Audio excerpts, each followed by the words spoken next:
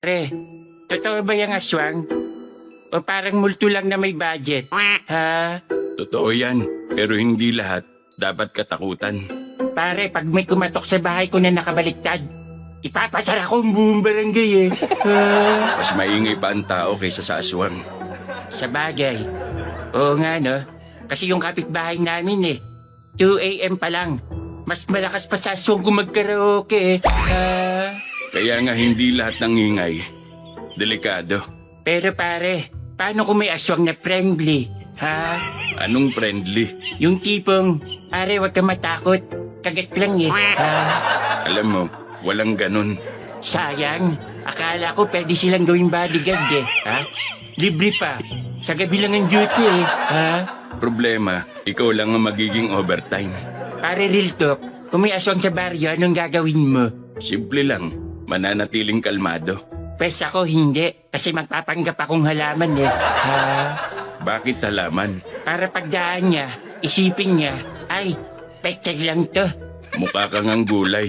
Salamat pare, at least healthy eh. Ako po ito, si Kuya Jed. Abangan niyo ako sa mga episodes ng Sitio Pangil para sa mga maaksyong kwento. Like and subscribe. Sitio Pangil. May mga panahong sub-sub tayo sa trabaho, kaya naman kapag nagkaroon tayo ng pagkakataon para sa ating sarili, gusto nating mag-relax at gawin ang libangan natin. Kagaya ko, nahilig ko ang mag-mountain hiking, pero yun pala ang magiging dahilan para masangkot kami sa kaguluhan na halos hindi namin alam kung paano lulusutan, Sir Jupiter. Sige na partner, tingnan mo na yung bangkay. Sabi nung nursing attendant, ayun daw nasa dulo ang biktima ng manlalason. Sige, check ko lang. Teka, tatlo yung stretcher doon sa dulo eh. Alin ba doon? Kaliwa, kanan o yung gitna? Yung nasa kaliwa. Okay, sige partner. Ako nang bahala dito. Partner! Sandali! Tignan mo to! Bakit partner? May problema ba? Yung mga nabibiktima ng manlalason, nangingitim dapat ang mga muka dahil sa lasong pumatay sa kanila. Pero itong bangkay na ito, namumutla na. Parang nauubusan na ng dugo at tignan mo. Hindi pa naiimbalsa mo, wasak na ang dibdib. Tingnan nga natin ang iba pang mga bangkay dito. Etong isang ito palang nalason. Etong hinahanap natin. Liban sa isa na yan, lahat ng narito ay wasak na ang mga dibdib hatch. Hindi kaya may nakapasok dito na aswang? Yung lalaking lumabas dito kanina na nakasuot ng scrub suit. Tiyak na siya ang may gawa nito. Aswang yun, Batch. Abulin natin. By the way, ako po si Marvin, isang retiradong pulis mula sa probinsya ng Masbate bilang isang alagad ng batas.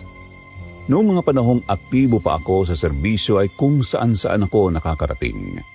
Ang aking karanasang hindi makakalimutan ay nangyari noong ako ay 30 anyos pa lamang dito rin sa aming probinsya. Yun ay sa isang liblib na baryo na malapit sa bundok. Hindi ko na lang po papangalanan ng baryo na pinangyarihan para hindi naman isipin ng aking mga kababayan na inilalagay ko sa kahihiyan ang aming bayan. Samahan niyo po ako sa pagbabalik tanaw sa aking karanasan. Dalian natin, partner. Check na hindi pa yung nakakalayo. Partner, halos lahat ng mga nursing attendant dito ay magkakamukha ng suot at nakasuot pa ng face mask. Sino sa kanila yung galing sa morgue kanina? Ang natatandaan ko ay may dala siyang garbage bag na kulay itim, Batch. Tiyak na doon niya inilagay ang mga lamang loob ng mga bangkay. Hanapin natin siya sa paligid. Ha? Ayun siya, partner! Malapit sa nursing station. Ayun! Lumiko sa pasilyo pa kanan. Tayo na! Nagmamadali nga kaming tumakbo patungo sa nursing station. Nang makarating kami roon, sinundan namin ang lalaki patungo sa kanang pasilyo. Nang makarating kami sa dulo ay hindi na namin siya nakita, kaya ipinasya namin ni Andrew na maghiwalay sa paghahanap sa kanya. Naging mailap ang mga mata ko habang binabagtas ang pasilyo ng ospital. Paano nga ay marami akong nakakasalubong ng mga tao na kasama ang kanilang kamag-anak na may sakit at mga empleyado ng ospital. Hanggang sa matanaw ko nga ang lalaking hinahabol namin na may dalang garbage bag. Hoy! Tumigil ka! Ako ba, sir? Oo, ikaw nga. Huwag kang tatakbo. Pasensya na pero nagmamadali ako. Diyan ka na. Hoy! Sinabi kong tumigil ka eh! Huwag kang tumakbo! Hindi habulin mo ako kung gusto mo akong makausap. Tuloy-tuloy nga na tumakbo ang lalaki hanggang sa makarating sa dulo. Nakita ko na pumasok siya sa isang kwarto kaya nang pumasok din ako sa loob niyon, hinugot ko na ang aking baril. Tahimik na tahimik sa buong kwarto kasi walang pasyenteng nakalagay doon kaya maingat ang naging hakbang ko. Tiningnan ko siya sa ilalim ng 2 kama na naroon. Wala akong nakita hanggang sa mapansin kong nakabukas ang bintana ng kwarto. Kaagad akong dumungaw doon. Nakita kong nasa ibaba na ang lalaking hinahabol ko mula sa 3rd floor ng ospital. Tumalon siya. Habang nakatingin ako sa lalaking papalayo, saka naman dumating si Andrew. Di ko siya nakita, partner. Nakatakas na siya, partner. Tumalon siya dito. Grabe! Ibang klase talagang lalaking yun. Hindi man lang siya nasaktan. Kung normal na tao yun, tiyak na durog na ang katawan. O kaya naman ay mapipilayan, di ba? Pero siya baliwala lang. Kung ganun aswang nga yung partner. Ayan ang katibayan, oh. Mga bahid ng dugo sa pasamano ng bintana. Sariwa pa. Kailangan malaman ito ng pamunuan ng ospital. Tayo na. Kausapin natin sila at ipaalam natin ang nangyari. Ano sa tingin mo, partner? Patagal na kaya itong ginagawa ng lalaking yun? Ngayon lang siya nabisto. Malalaman natin kapag nakausap na natin ang pamunuan ng ospital. Nang pumunta nga kami sa pamunuan ng ospital, pinapasok kami sa opisina nang magpakilala kami ng mga pulis. At doon namin nalaman na may ilang pangyayari na nga ng mga nakalipas na gabi na natutuklasan ng mga nursing attendant na ang mga dinadala nila sa morgue, lalo na ang mga bagong patay lang, ay nawawala nga ang mga laman loob. Mayroong sumasalisi kapag iniiwanan na nila sa morgue ang mga bagong bangkay. Kaya nang magbalik kami sa headquarters, inireport namin yun sa aming opisyal na si Captain Gilbert. Base sa report nyo ay tiyak kong aswang nga ang taong yun. Hindi pwedeng baliwalay lang kasong ito, SPO1 Marcelo at SPO1 Kalikid. For the meantime, ito munang gawin yung priority. Matatakot ang mga doktor at ibang nurse na naroon sa ospital kapag hindi ito na-solve. Sige, sir. Gagawin namin ang lahat para matapos ang kasong ito. Tiyak na babalik pa raw ng aswang na yon. Nagtataka lang ako. Bakit sa ospital pa pupunta yun? Para mambiktima. Nilalapastangan niya ang mga bangkay. Dahil yun ang pinakamadaling paraan para makakuha sila ng pagkain. Hindi na makakalaban ng bangkay. Wala silang kahirap-hirap. Kung sa labas kasi sila mambibiktima, maaaring malagay din sila sa panganib. Tama ka doon, sir. Pero ngayong alam na natin ang modus nila, humanda sila. May plano ka ba, partner? Meron na, partner. Ganitong gagawin natin. Magiging nursing attendant ka at ako naman ang kunwaring patay na dadalhin mo sa morgue. Sige, sasama na ako sa operasyon na ito. Pero magpalipas muna tayo ng ilang gabi. Hindi agad yun babalik. Nakikiramdam muna yon sa sitwasyon. Kapag tiyak niyang malamig na, saka yun kikilos.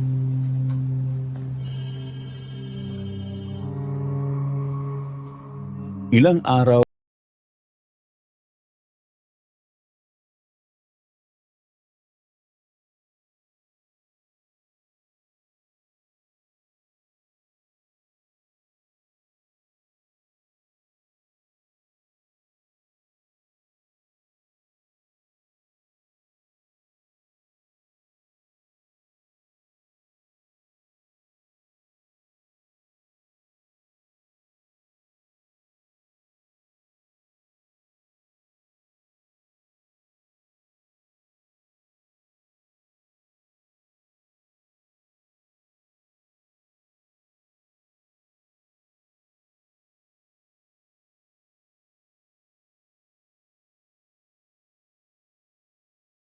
Tingnan natin ang plano natin ngayon, partner. Kapag nasa morgue na ang mga bagong bangkay na yon, tiyak na babalikan yun ng aswang. Kaya eto ng pagkakataon natin. Sige, umiga ka na. Aalisin na natin ang dextrose na yan. Kunwari patay ka na, kaya hindi na kailangan yan. O sige, takpan mo na ako at dalhin mo na ako sa morgue. Baka wala na tayong abutan doon. Huwag ka mag-alala, Marvin. Nasa paligid lang kami. Meron na din tayong mga kasama na nakadeploy sa buong ospital. Kaya kapag nagpakita ang aswang, wala na siyang kawala ngayon. Copy, sir. Halika na, partner. Dalhin mo na ako sa morgue. Bago inilabas ni Andrew ang stretcher na kinahihigaan ko ay tinakpan na niya ako ng puting kumot hanggang ulo. Ikinasa ko na rin ang hawak kong kalibre 45 kaya nang ipinasok na ako sa morgue, inilagay ako ni Andrew sa pinakadulo kung saan matatanaw ko ang 2 bangkay na bagong pasok. Matapos noon, tinapik niya ako sa braso na ibig sabihin, lalabas na siya ng morgue. Kaya naman bahagya akong binutas ng dala kong balisong ang kumot sa bandang mata ko para makita ko ng maayos ang nangyayari sa paligid. Makalipas nga lang ang halos kalahating oras, muling bumukas ang morgue. Isang nursing attendant ang pumasok doon. Nakita ko na una niyang inalisan ng takip na kumot ang unang bangkay. Nakita kong humaba ang kuko niya at dinukot ang dibdib ng bangkay. Nakatiyak na ako na yun na ang aswang. Nang lumapit siya sa akin at inilisan na ako ng takip bago pa niya madukot ang puso ko, dumilat na ako. Huli ka na ngayon, aswang! Bingo ka! Partner! Nandiyan ang aswang! Huwag ka mag-alala, partner! Kami na bahala sa kanya! Men! Huwag niyong pabayaan makatakas ang aswang na yan! Patayin siya! Sir! Nakagat niya si Corpus! Men! Open fire! Nagmamadali akong bumangon at tumakbo palabas ng morgue. Kagad kong nilingon ng magkabilang direksyon ng pasilyo at sa gawing kanan na palabas ng ospital naroon sina Andrew at Captain Gilbert kasama ang iba pang mga pulis na nakasuot ng sibilyan. Nakahandusay din doon ang bangkay ng aswang na namatay. Dala niya sa plastic bag ang puso at atay ng tao na nakuha niya. Napabuntong hininga na lang ako. Nang lapitan ko yun at alisan ng face mask, nagulat ako. Dahil isang lalaki yun na halos kasing edad ko lang. Nahuli din natin na dapat ay ang aswang. Grabe. Ang daming bala ng baril ang tinanggap ng kanyang katawan bago siya namatay. Sugatan na pero nagawa pa niyang lumaban. Sir, 3 nasugatan at isa ang namatay sa ating mga kasama. Sige na. Dalhin niyo na sila sa emergency room. Ang namatay nating kasama, dalhin niyo na sa morgue. Ganito pala kabangis at katibay ang isang aswang, sir. Mabuti na lang pala at natamaan ko na agad siya sa dibdib bago nakatakbo palabas. Kung nagkataon pala ay mas marami pang masusugatan at mamamatay. Oo nga eh. Ito rin ang unang pagkakataon ko makakita ng aswang. Kung hindi lang humaba ang mga kuko at pangil niya, iisipin mong isa siyang baliw na tao na napakalakas at hindi makakayang pigilan. Pero tapos na ang kwento niya. Yung kaso ng mangnalason naman ang ituloy niyo. Sige, sir. Bukas sa bukas din ay kakausapin namin ang mga kaanak ng lason sa fiesta para masimulan na namin ang investigasyon. Pero, pwede na siguro muna tayo magpahinga ngayon. Sumakit ang balakang ko nang tumama sa pader eh. Pinanggaba naman ako na itong aswang ito kanina. Paglabas ng morgue. Napilayan yata ako. Sige, umuwi na muna kayo para magpahinga. Babalik ako sa presinto. Magkita tayo bukas.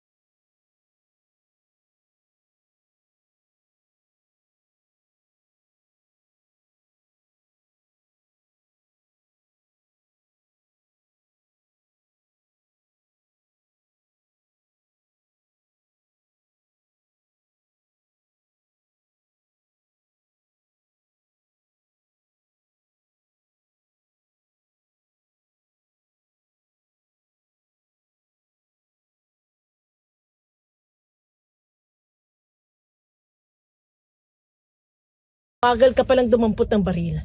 Paano ba yan? Sa akin na to? Sino ka ba? Anong kailangan mo sa akin? Hangal! Ako lang may karapatang magtanong. Pagbabayaran mo ng mahal ang kasalanan mo. Dudurugin ko ng aking mga kamay ang liig mo. Masakit bang masakal na kagaya nito? Ha? Ah! Walang iya ka. Sino ka ba talaga? Bakit ang lakas mo? Bitiwan mo ako! Ko ang tatapos sa inyong lahat. Ikaw ang uunahin ko. Babaliin ko ang liig mo!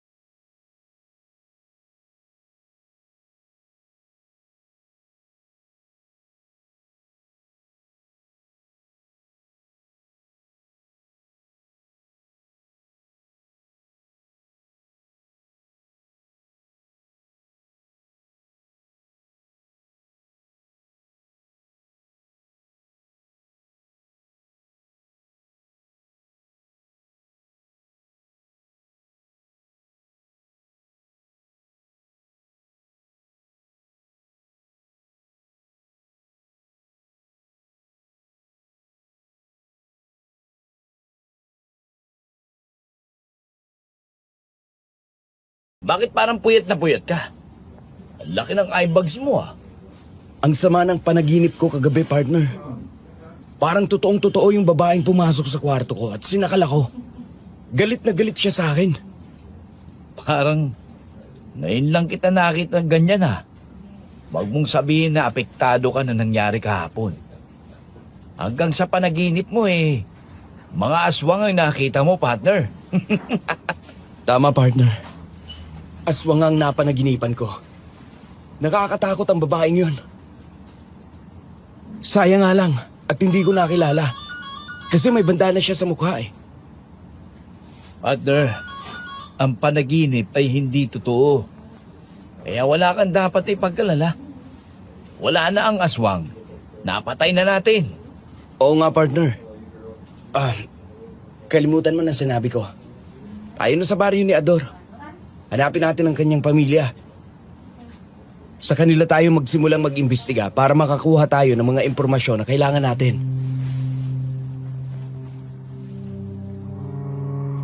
Sumang-ayon sa akin si Andrew kaya lumabas na kami ng presinto at sumakay na sa aking owner. Nagbiyahe na kami papunta sa baryo ni Ador.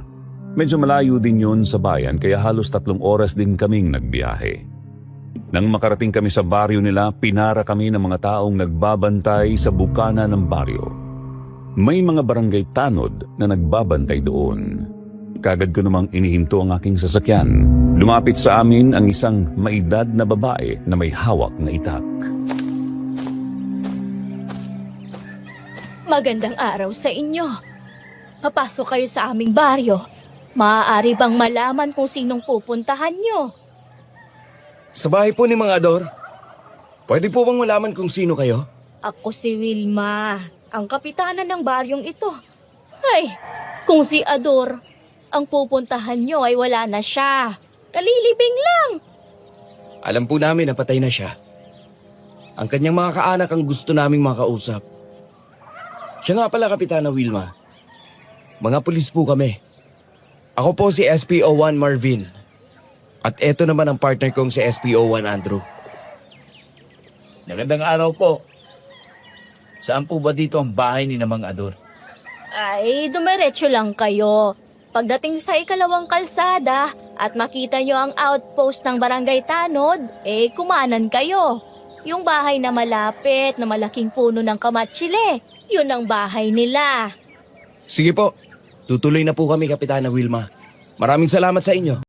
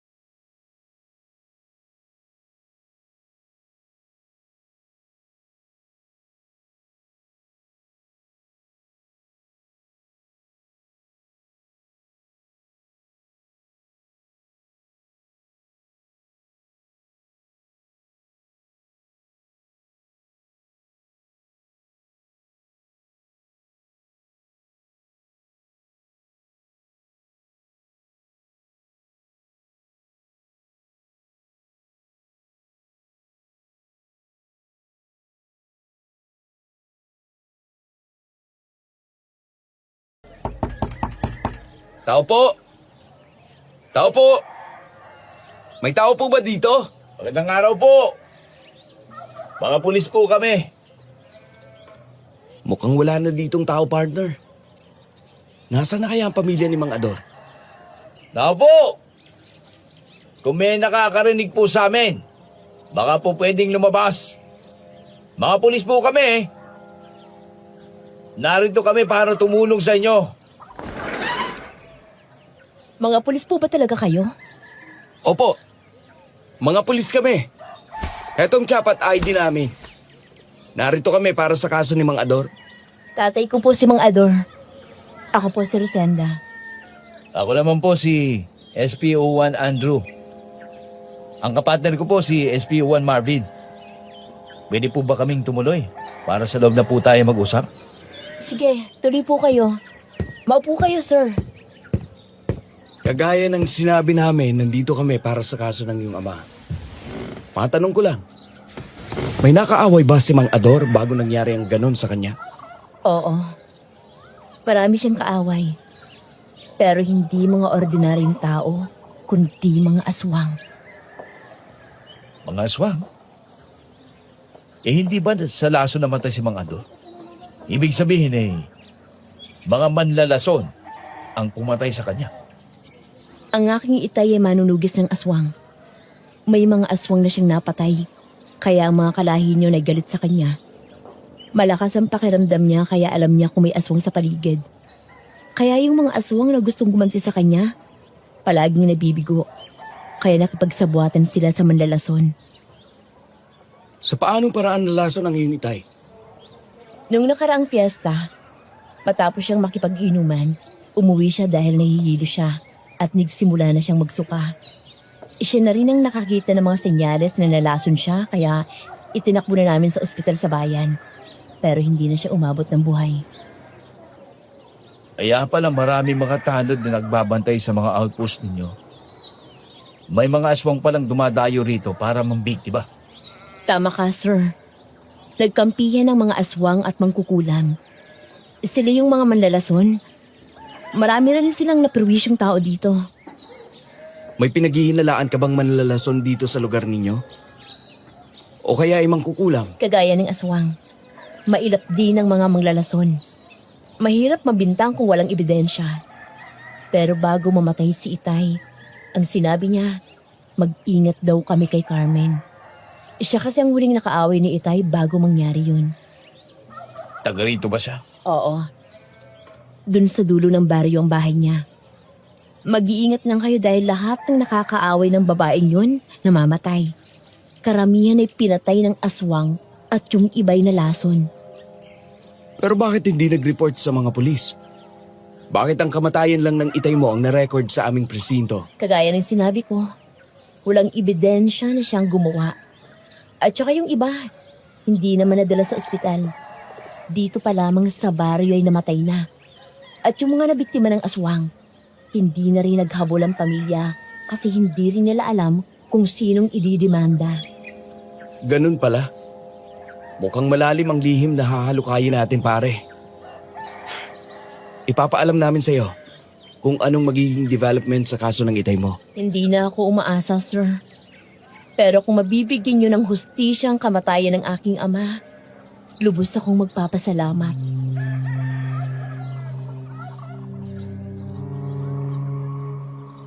Matapos kaming umalis sa bahay ni na Rosenda ay tumuloy kami sa dulo ng baryo. Nagtanong-tanong kami kung nasaan ang bahay ni Carmen hanggang sa makita nga namin yun. Naabutan namin na sarado ang kanyang bahay kaya lumapit na kami. Nakarinig kami ng kaluskos sa loob ng bahay kaya iniangat ko ang bintana hanggang sa mabuksan yun. Nang makita kami ni Carmen ay napansin ko na bigla siyang nataranta. Nagluluto pala siya ng pagkakataong yun. Nabitiwan niya ang sandok at tumakbo siya sa likuran ng kanilang bahay kaya hinabol namin siya. Pumasok siya sa kakahuyan kaya napilitan akong magpaputok ng baril bilang warning shot. Dahil doon ay tumigil siya sa pagtakbo kaya nahabol namin siya at nahawakan siya ni Andrew. Sandali lang, miss. Huwag ka nang tumakbo. May tatanong lang kami sa iyo. Ikaw ba si Carmen? Ako nga. Sino ba kayo? Anong kailangan niyo sa akin? Mga pulis kami. Tatanungin ka lang namin tungkol sa pagkamatay ni Mang Ador. Wala akong alam sa pagkamatay niya. Kaya pwede ba? Bitiwan mo na ako at umalis na kayo. Wala akong kasalanan. Pinagbibintangan lang nila ako sa kasalanang hindi ko ginawa. Malinis ang konsensya ko! Kung wala kang kasalanan, huwag kang tumakbo. Harapin mo ang binibintang nila sa'yo. Kung gagawin ko bang sinabi niyo, meron bang maniniwala sa akin? Wala naman, di ba? Dahil mismo mga kababaryo ko ayaw akong paniwalaan. Makipagtulungan ka sa amin, Carmen. Kung hindi ikaw ang pumatay kay Mang Ador, ayaw mo bang linisin ang pangalan mo? Gagawin namin ang lahat ng magagawa namin para managot ang tunay na kriminal. Tama si partner. Makakalaya ka at makakapaglakad ka ng taas noo kung mapatunayang wala kang sala. Hanggang walang matibay na ebidensya laban sa'yo, hindi pa maituturing na kriminal.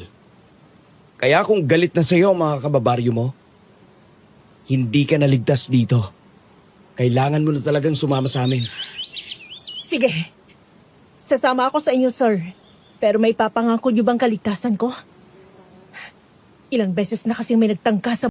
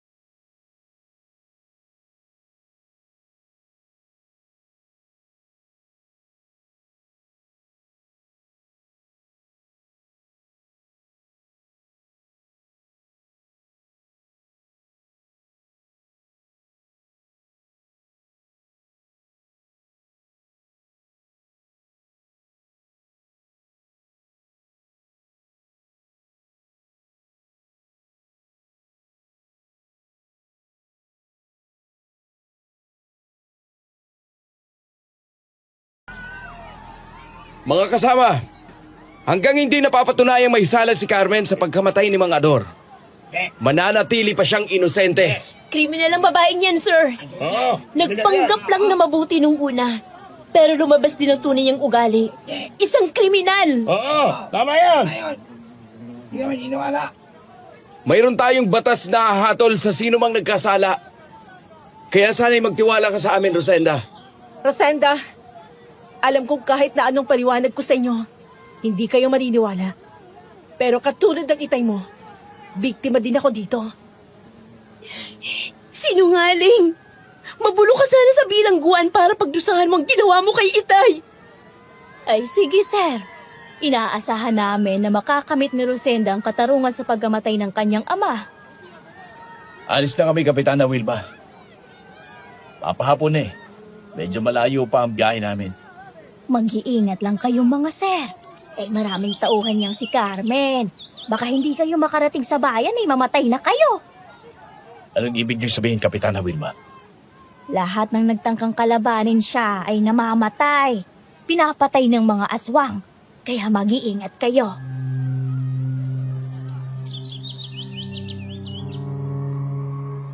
Nagkatinginan na lang kami ni Andrew kaya nang maisakay na namin sa owner si Carmen ay umalis na kami sa baryo. Habang binabagtas namin ang mahabang sabana na puro kakahuyan at talahiban ang paligid, nakasalubong namin ang mga lalaking naglalakad. Nakayuko ang mga yon nang lampasan ng aming sasakyan. Pero isa roon ang nakita kong tumingin sa akin at kay Carmen. Ngumiti pa nga ako ng bahagya. Bago kami makalampas sa kakahuyang yon ay malalaking bato ang tumama sa aming sasakyan. Galing ang mga bato na yon sa loob ng kakahuyan. Dahil doon nabasag ang salamin ng sasakyan ko sa unahan. Dahil wala namang dingding ang aking owner, mayroong mga bato na tumama sa amin ni na Andrew. Ramdam ko ang kirot ng aking ulo ng tamaan ng bato. Mabuti na lang at hindi ako napuruhan. Dumaplis lang yun, pero nasugatan ako at dumugo ang aking noo. Tinamaan din sa hita at tiyan si Andrew. Maloko palang mga tao rito, partner. Ayan na sila. Kaya nga eh. Gusto talaga akong subukan ng mga ito eh. Ihinto mo sa sasakyan, partner. Papuputukan ko mga ito. Hindi pwede, partner. Magkakasama sila ng mga lalaking nauna nating nakasalubong. Tingnan mo sa side mirror. Humahabol na sila sa atin. Armado sila ng mga pamalo. Huwag kang hihinto, sir. Hindi normal na tao ang mga yan. Mga aswang yan at akong kailangan nila. Oo nga. Yung pamalo nila. Malalaki at mahahabang buto. Parang buto ng mga tao yon. Yun na yata ang sinasabi ni Kapitana Winma. Mga tauhan mo ba mga ito, Carmen? Nandito ba sila para pigilan kami na madala ka sa aming presinto, ha? Akala ko ba kakaiba kayo sa kanila? Akala ko ba pinaniniwalaan niyo ako? Sa tono ng pananalita mo sinasabi mo bang kakampi ko mga aswang na yan? Oo. Kasi alam mo na ikaw ang pakay nila. Kaya nila kami tinatampangan dito. Dirensyo mo lang, partner. Ako nang bahalang pumigil sa mga ito. Bahala lang ang katapat na mga yan. Sige, partner. Ikaw nang bahala sa likuran at ako sa unahan.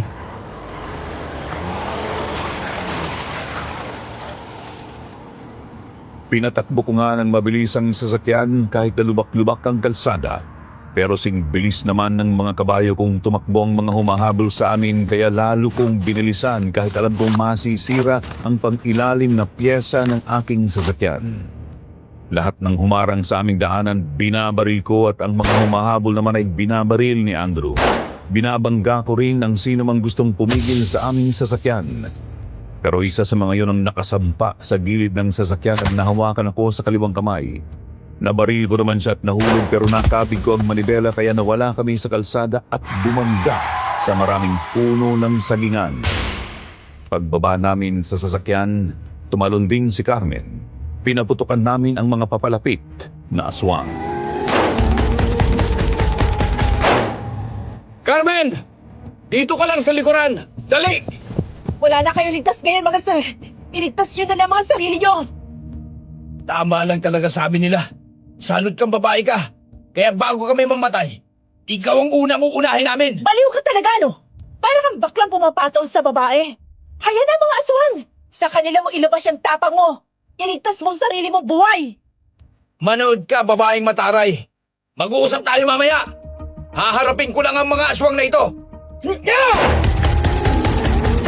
Hindi nyo kami mapipigilan. Tayo na, Carmen. Sumunod ka sa akin. Teka! Hoy! Carmen! Bumalik ka dito! Inabi ko na nga ba Hindi mapagkakatiwalaan ng babaeng yon. Habulin natin siya, partner. Siguradong siya ang pinuno ng mga aswang. Walang yung babaeng yon. Sige! Tapusin na natin ang mga aswang na ito. At hanapin natin ang babaeng yon. Humanda kayong lahat! Pare, hindi man lang nila iniinda ang mga bala natin. Tumatama naman sa katawan nila pero patuloy silang lumalapit. Sa ulo, partner. Hindi ba't napatay natin ang aswang sa ospital nang tamaan siya sa ulo? Medyo mahirap kasi ang bibilis silang kumilos. Pero mamamatay tayo kapag hindi natin yun ginawa. Oo nga. Sige, yun ang gagawin natin. Konti na lang bala ko, partner. Pero ayaw kong mamatay sa kamay ng aswang. Baka hindi na makita ng inay ko ang aking bangkay. Kaya lumaban tayo hanggang sa makakaya natin. Nakita tayong muli, lalaki. Tama. Ikaw ngayon. Hindi ako maaaring magkamali. Tayo? Nagkita na? Saan lugar tayo nagkita? Wala akong matandaan. Hindi ko na kailangang maalala kung saang lugar yun. Ang mahalaga ngayon, walang sino man ang pwedeng kumuha kay Carmen. Patayin silang dalawa! Humanda kayo sa akin ngayon! Isa-isa kong babasagin ang mga bungo ninyo!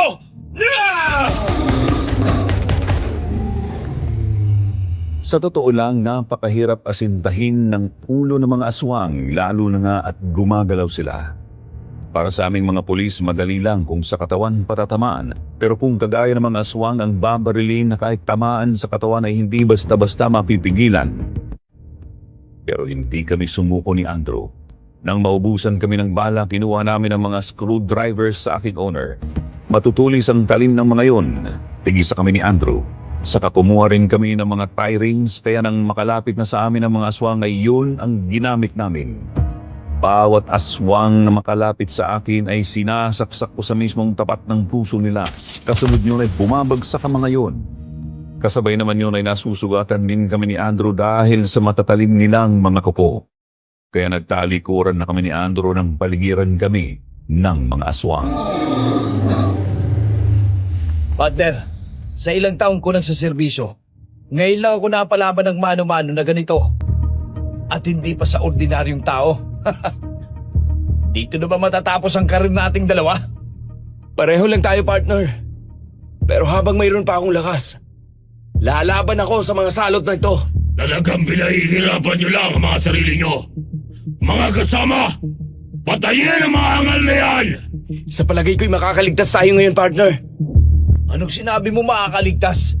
Nakita mo bang napapaligiran na nila tayo? Pagod na tayong dalawa.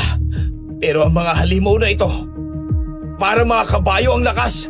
Sa palagay ko, ay nananaginip ka ng gising, hangal. Nagpapatawa ka.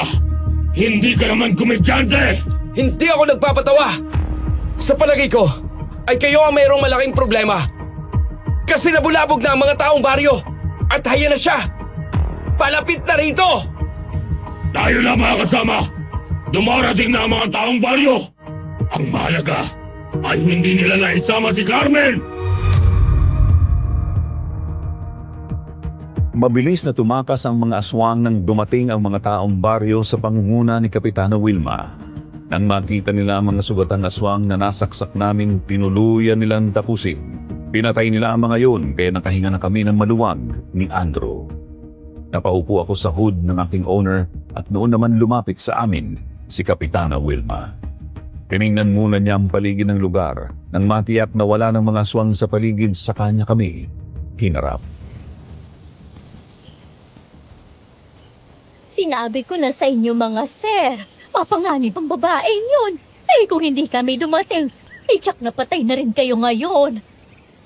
Maraming salamat sa pagliligtas ninyo sa amin, Kapitana Wilma. Yun nga lang, nakatakas ulit si Carmen.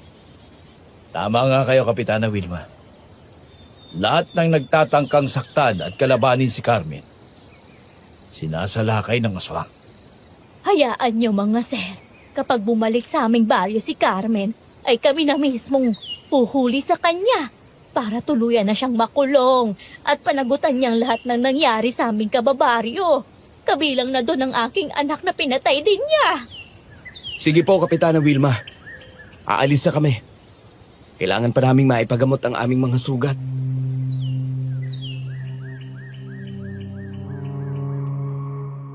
Matapos ang maikli naming pag-uusap, sumakay na kami ni Andrew sa aking owner.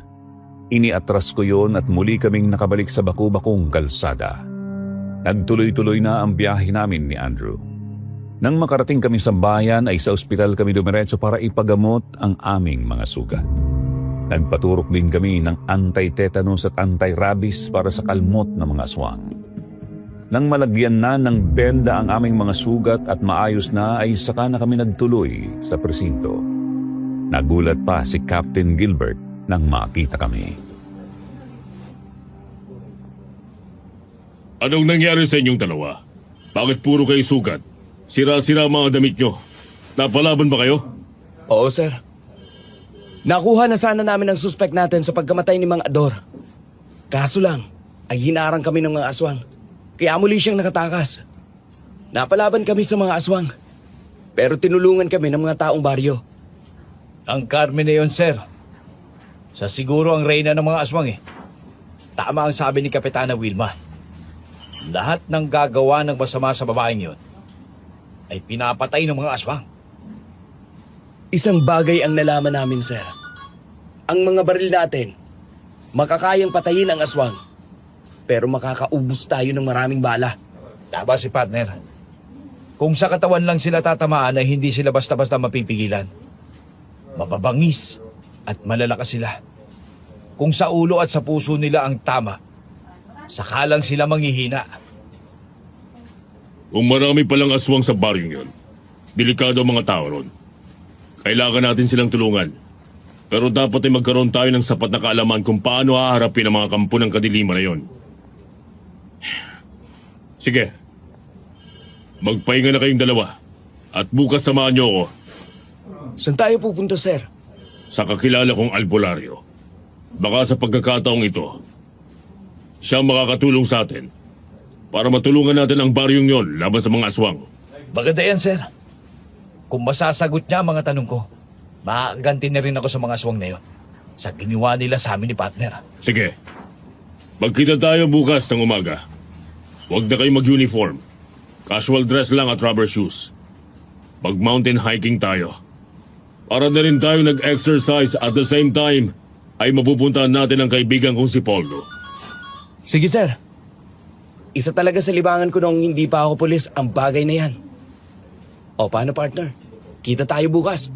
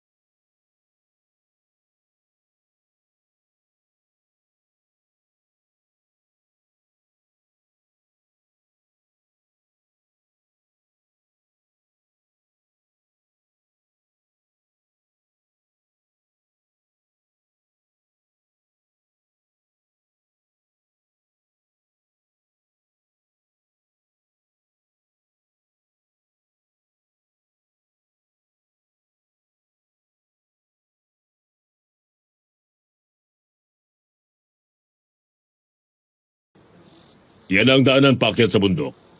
Sige, sir. Itatabi ko lang itong sasakyan para hindi sagabal sa daanan. Sir, talaga bang dito tayo aakyat? Ang daming damong matinik dito Baka bago tayo makarating dun sa bahay ng kaibigan mo, sugat-sugat na tayo. Wala nang ibang daan papunta sa bahay niya eh. Dito lang talaga yon. Kailangan natin ang tulong ni Poldo. Kaya huwag ka nang magreklamo. Oo naman, partner. Huwag ka lang magreklamo. Tayo na at nang makarating tayo sa bahay ni Mang Poldo ng maaga. Sige na nga.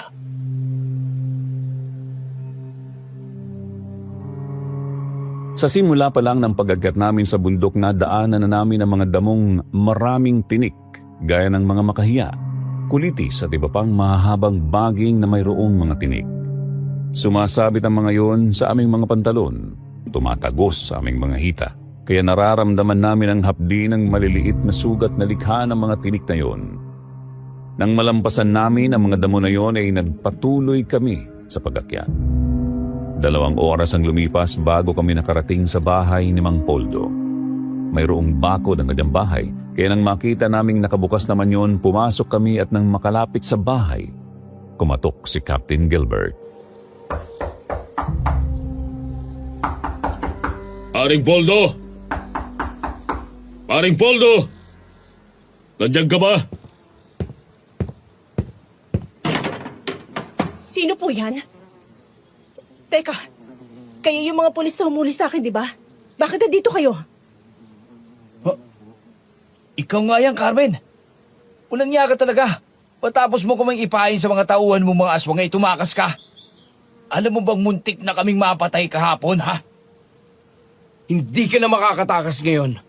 Sumama ka sa amin sa presinto. Marami akong itatanong sa'yo. Hindi ka na makakatako ngayon. Sandali! Wala nang mga tauhan mong aswang! Sandali nga! Bitiwan mo ako! Captain Gilbert, tauhan mo ba mga to?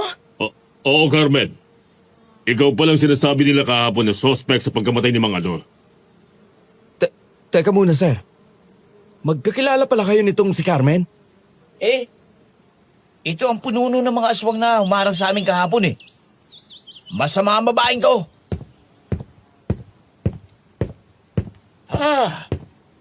Hindi totoo yan.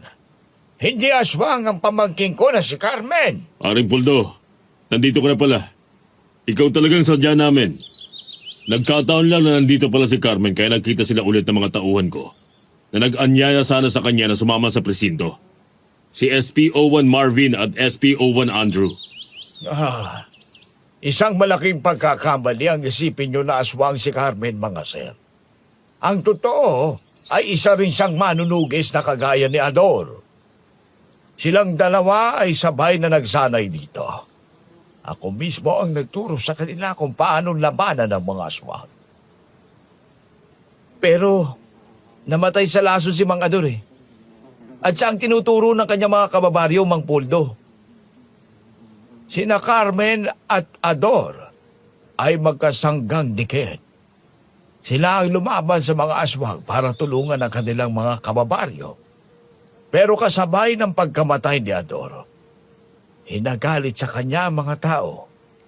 Kasabay din yon na lahat ng makaaway niya ay pinatay ng aswang para isipin ng lahat na isa siyang aswang. Kung ganon, ay frame up pa lang nangyari sa kanya. Ganun na nga. Kasi kung mawawala si Carmen at Ador, ay malaya na makakagala sa baryo ang mga aswang. Kaya alam kong pinagplanuhan nila ito noon pa. At gayong umalis na ako sa baryo. At dito tumira kay Tio Poldo. Tsak na lahat ng mabibiktima doon ng aswang sa akin ibibintang. Magagalit silang lahat sa akin kagaya ng 2 pulis na to. Kaya pala kahapon nang makaharap namin ng mga aswang, ay sinadya ng pinuno ng aswang na iparinig sa atin na walang sino man ang pwedeng manakit kay Carmen. Oh, ganun nga. Kaya iniisip namin na ikaw ang pinuno nila. Habang tumatakas ako kahapon, meron ding mga aswang na humabol sa akin kaya nasugatan din ako. Eto mga ebidensya ng kalmot nila. Kung ganon, ay sinadya lang ng mga aswang na sirain ang pagkatao mo. Huwag ka munang babalik sa baryo ninyo dahil nagagalit silang lahat sa'yo. Sabi pa naman ni Kapitana Wilma, kapag nakita ka, ay sila nang huhuli sa'yo. At malamang na sila na rin ang magpataw sa iyo ng parusang kamatayan. Lalo pa ngayon, na alam nila na hinahanap ka na ng mga pulis. Sa sinabi namin, nakita namin ang sobrang lungkot sa mukha ni Carmen. Nawalan siya ng kibo. Tumalikod na lang siya at lumabas ng bahay. Nagpunta sa ilalim ng malaking puno. Kami naman ni Andrew, pinapasok ni Mang Poldo. Nang makita niya mga sugat namin ni Andrew, mayroon siyang kinuha na bote ng langis at saka bulak. Inilagay sa ibabaw ng mesita. Sinimulan niyang alisin ang mga gasa ng aking sugat at nakita namin na namamaga pa ang mga yon kahit na nagamot na sa ospital at naturukan kami ng anti-rabies at anti-tetanus. Nasa loob pa ng mga sugat ninyo ang mikrobyong dala ng matatalim na kuko ng mga aswang. Ang mikrobyong yan ay kagaya din ng kanilang mga kamandag, na kapag hindi inalis sa inyong mga sugat, ay maaaring maging kagaya kayo nila. Ang ibig ninyong sabihin, Mang Poldo, ay maaari kaming maging aswang? Ganun na nga. Kaya kailangan ko kayong magamot. Yan pa ang isang dahilan kaya isinama ko sila dito, paring Poldo. Nang malaman kung nasugatan sila ng mga aswang na nakalaban nila. Sige, Mang Poldo. Gamutin mo kami. Ayoko maging aswang. Ako na ang mag-aalis ng gasa at benda ng sugat ko. Pagkatapos mong gamutin si partner, ako naman po ang isunod ninyo. Madali lang naman ang gagawin. Kumuha ka ng bulak at basahin mo ng langis na ito at ipahid mo sa iyong mga sugat. At mararamdaman mo ang epekto niya. O sige, gawin mo. Para sabay na kayo ng kapatner mo.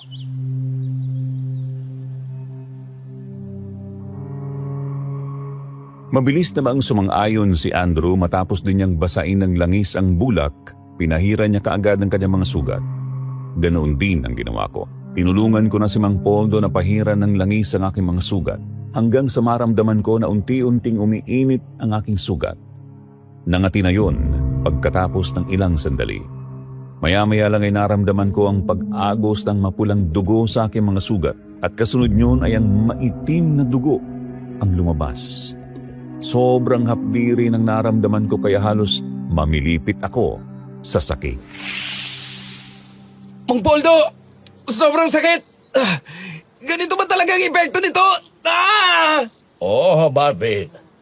Ang langis na yan ay merong sangkap na bawang at asin. Saka yung nakikita nyo sa loob na nakababad ay naputol na buntot ng pagi. Mga sangkap na pangontra sa aswang. Ilalabas niyan ang mga mikrobyo sa inyong mga sugat.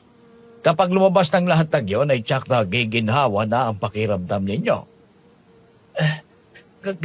Ganito rin ang nararamdaman ko kahapon nang masugatan ako eh. Grabe, ganito rin pala kapag ginagamot. Pero titiisin ko to. Huwag lang akong maging aswang. Tama yan, boy. Sabi nga, no pain, no gain. Tsaka pala pare, ang isa pang dahilan ng pagpunta namin dito ay para humingi ng kaunting kaalaman tungkol sa mga aswang. Bakit pare? Binabalak mo bang labanan ang mga aswang na iyon sa baryo? Mga pulis kami, paring Poldo. Kailangan naming ipatupad ang batas sa lahat ng pagkakataon. Kailangan naming kumilos para manumbalik ang katahimikan ng baryong yon. Tama si Sir. Ngayong wala na si Mang Ador at si Carmen naman ay hindi basta makakalantad sa kanilang lugar. Kami ang kailangan kumilos para tulungan sila. Turuan niyo po kami kung paano madaling mapapatay ang mga aswang. Kasi kahit nakakaya silang patayin ng baril, ay maraming bala muna ang kailangan tumama sa kanilang mga katawan. Mayroon akong 3 benditadong itak dati. Ibinigay ko kay Carmen ang isa, na kay Ador ang ikalawa, at ang isa naman ay itong naiwan sa akin na pamproteksyon ko sa sarili ko. Wala na akong may pahihiram sa inyo, pare. Wala na po bang ibang paraan para mapatay ng madali ang mga aswang? Maliban sa benditadong itak? Isang bagay lang ang ginagawa ng mga manunugis na walang hawak na benditadong armas. Yon ay ang paglalagay ng lason sa mga itak at iba pang matutulis na bagay. Kung ganun, yun ang gawin natin, paring Poldo. Sumang-ayon si Mang Poldo kaya matapos na magamot ang aming sugat ay lumabas kami ng bahay at pumunta kami sa kabilang kubo. Doon namin napansin na isa pala iyong pandayan. Maraming mga bagong gawa doon na itak na may kanya-kanyang haba at lapad. Meron ding samurai at mga karit. Sinimulan ni Mang Poldo na paapuyin ang kalan doon, tapos ay kinuha niya ang isang malaking balde ng lata. Naalaman namin na lason na pang-spray pala sa gulay at palay ang laman yun. Saka siya lumapit sa amin.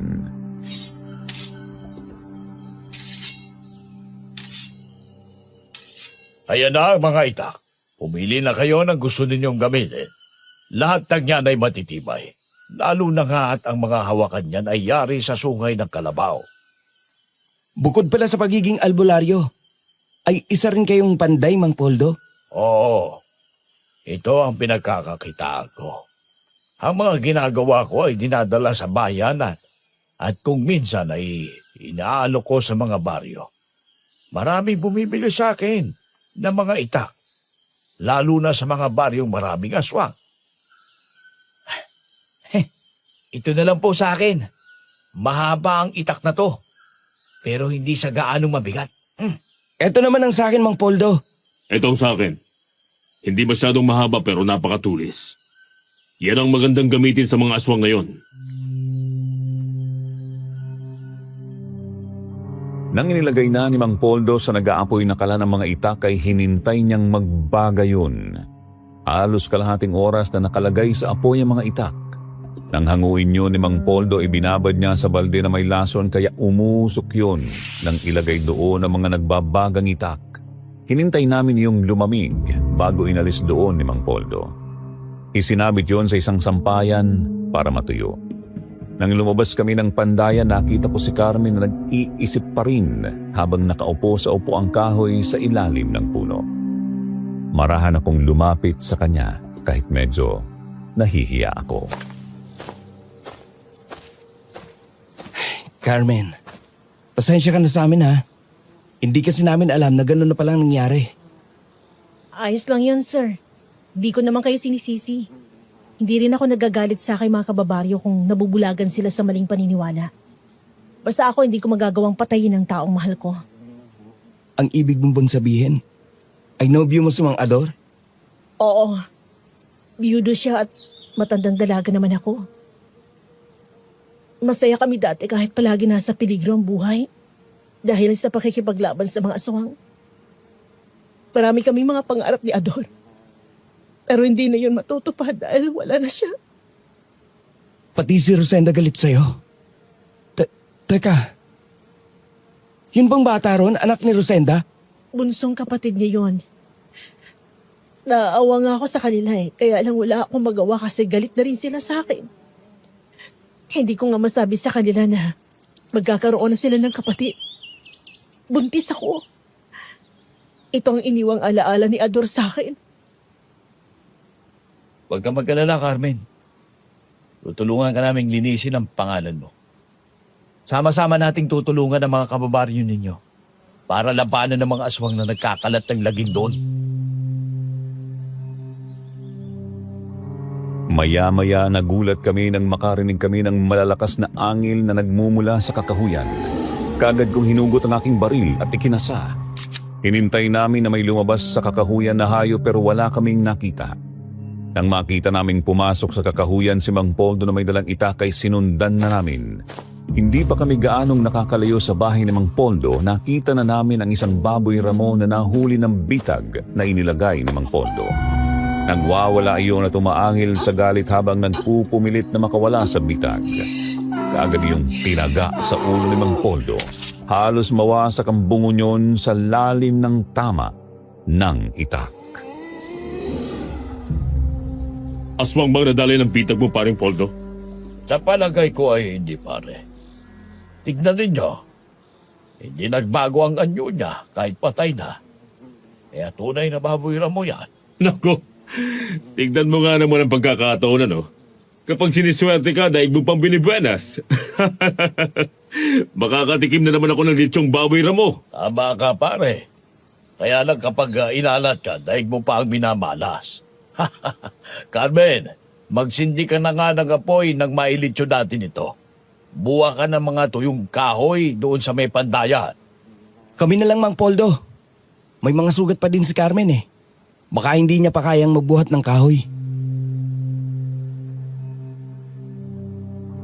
Pinagtulungan nga namin ni Andrew ang paggawa ng apoy at sina Captain Gilbert at Mang Poldo naman ang nag-asikaso sa baboy ramo. Nang itutuhog na iyon sa kawayan ay tumulong na kami. Medyo malaki rin kasi ang baboy ramo. Ilang oras din yun bago naluto, tapos ay sabay-sabay na kaming kumain. Hanggang sa muling kumalat ang dilim. Sumikat ang bilog na buwan. Noon namin narinig ang mga huni ng panggabing ibon at mga kulisa. Napansin ko na pinakawalan ni Mang Poldo ang 4 na aso na alaga niya bago kami pumasok sa loob ng bahay para magpahinga. Hindi pa kami nagtatagal humiga sa mga papag na naroon, narinig na namin na nagtahulan ng mga aso ni Mang Poldo. Kasunod yun ay umalulong ng nakakatakot ang mga yon. Nakita ko na biglang bumangon si Mang Poldo at kinuha ang kanyang itak.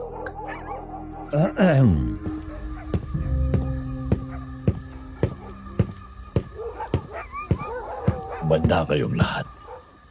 Hindi maganda ang mga alulog ng mga aso ngayon. Parang meron silang nakikita na natatakot sila. Baka may naligaw na namang baboy ramo dito. Kaswerte naman natin. Hindi pa nga nauubos yung isa, meron na naman. Hindi baboy ramo ang nasa paligid, kundi aswang. Halika kayo rito. At nang masilip ninyo, dito sa butas ng dingding.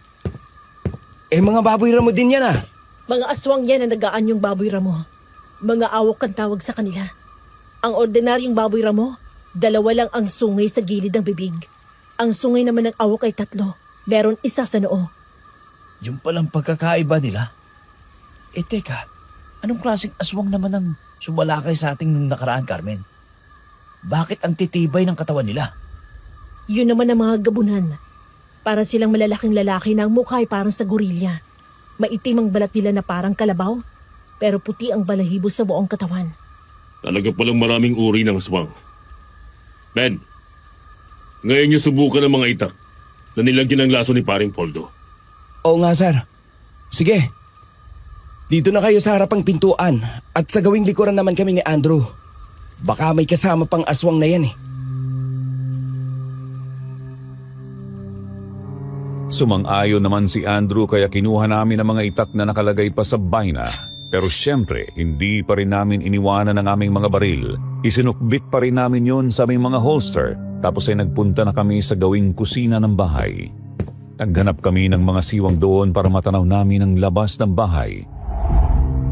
Dahil maliwanag naman ang buwan, malinaw naming nakikita ang labas ng bahay. Hanggang sa matanaw nga namin ang isa sa mga aso ni Mang Poldo na galit habang nakaharap sa malaking puno ng nara. Nang makarinig iyon ng malalakas na angil ang aswang, unti-unti umatras ang aso at takot na tumakbo. Mula sa likuran ng puno lumabas ang isang malaking baboy ramo at tumakbo papalapit sa bahay ni Mang Poldo. Partner, nasa paligid na ang aswang. Humanda ka na. Oo, nakahanda na naman ako. Kaya lang hindi ko masilip dito kung saan sinamban na puwesto. Andyan siya sa tapat mo, Andrew. Humanda ka. Sasalakay niya. Naaamoy ka niya. Paano nalaman na nandito ako? Dahil sa sariwang sugat natin. Dahil sa dugo. Kaya lumayo ka dyan. Nang sabihin niyo ni Carmen, kaagad na kumilos si Andrew. Eksakto lang siyang nakalayo ng mawasak ang dingding na sinasandalan niya kanina paano ay sinuwag na iyon ng baboy ramo. Nang mabutas ang dingding, lumabas doon ang ulo ng aswang kaya kaagad yung tinaga ni Andrew. Pero nakaatras yun, kaya nailagan din ang pag-atake ni Andrew.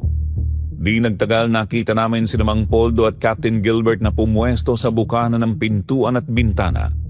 Nakiramdam sa paligid. Sumenyas pa si Mang Poldo na naroon ang isang aswang kaya lahat ng atensyon namin ay nasa kanila. Pero hindi pala ang aswang na nasa gawin nila ang muling aatake kundi ang aswang na lumusob sa amin kanina, pero sa pagkakataong ito, sa pintuan naman siya lumusot kung saan doon ako nakapwesto. Sa lakas ng pagbangga niya sa pintuan kaagad yung nawasak at nakapasok siya sa loob ng bahay. Nandito ng aswang. Puisit, nasurpresa ako dun ah. Nandiyan ako, partner. Tutulungan kita. Hatta! Sige, tingnan natin ngayon kung uubra sa'yo ang mga armas na ito. Tinamaan niyo nga pero baliwala lang sa kanya. Hindi niya iniinda ang kanya mga sugat. Umilag ka, Sir Marvin! Susuwagin ka na niya! Huli na para umilag pa ako. Itutusok ko sa lalamunan mong itak na to! Yeah!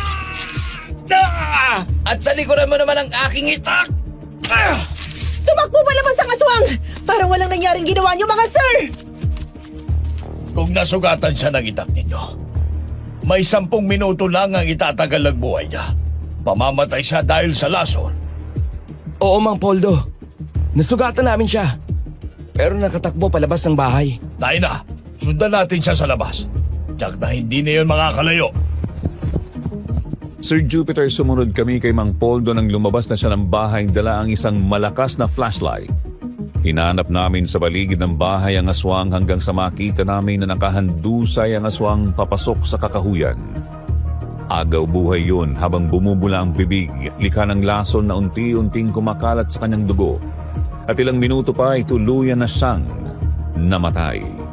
Kaya naman galit na galit ang isa pang aswang na kagaya niya. Umaangil yun nang sumugod sa amin pero dahil nandoon na kaming 5, sabay-sabay naming hinarap ang aswang hanggang sa mapatay din namin yun. Nang malagutan na yun ang hininga, papasok na sana kami sa loob ng bahay nang mapansin namin na hindi umaalis si Mang Poldo. Kaya pala ay naging tao ang namatay na aswang na kanina ay anyong baboy ramo.